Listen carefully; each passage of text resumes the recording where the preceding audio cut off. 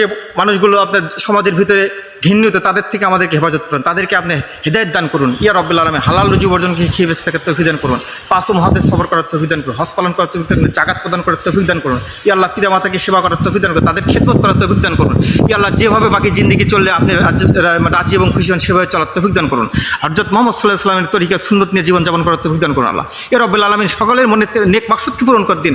হক বলে হালাল রুজি বর্জন করে খেয়ে বেঁচে থাকার তৌফিক দান করুন আল্লাহ। ইয়া আল্লাহ হকের পথে হক কথা বলার জন্য তৌফিক দান করুন আল্লাহ। ইয়া আল্লাহ সবাইকে পেরেশানিকে আপনি হটায় দিন আল্লাহ। ইয়া আল্লাহ তামাম দুনিয়ার সমস্ত উম্মতে ভাই বোনকে নিখাত দান করুন আল্লাহ। ইয়া রব্বুল আলামিন কবরবাসীকে আপনি জান্নাতুল ফেরদৌস নসিব করুন আল্লাহ। ইয়া রব্বুল নিকটতম আত্মীয়স্বজন যারা কবরবাসী আছে তাদেরকে উচ্চ মাকাম দান করুন আল্লাহ। ইয়া রব্বুল আলামিন দুনিয়ার উপর যারা অসুস্থ আছে আল্লাহ সবাইকে শাফিয়া আজিলা কামিলা দান করুন আল্লাহ।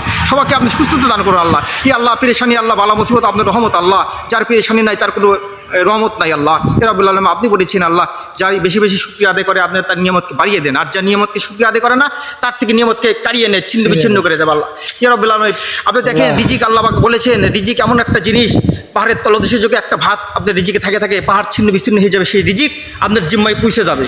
এটাই তাকদীর, এটাই বাস্তবতা, এটাই নিয়ে জীবন যাপন করতে হবে, এটাই সংগ্রাম। এই জন্য বলতে চাই ভাই আর কথার দিকে হয়তো করবো না, আমার অনেক কাজও আছে, বন্ধুর একটা কাজের জন্য যাচ্ছি। আল্লাহ পাক সবাইকে নেখাত দান করুক আল্লাহ। হাজার হাজার মানুষকে আপনি দিনের পথে আল্লাহ চালু করেছেন, এটা আল্লাহ পাকের কোটি কোটি শুকরিয়া। কোটি কোটি জনতা আপনি দেখেন মানুষ কত হিন্দু বৌদ্ধ খ্রিস্টান কামার কুমারের থেকে আল্লাহ পাক মুসলমান বানিয়ে দিয়েছে।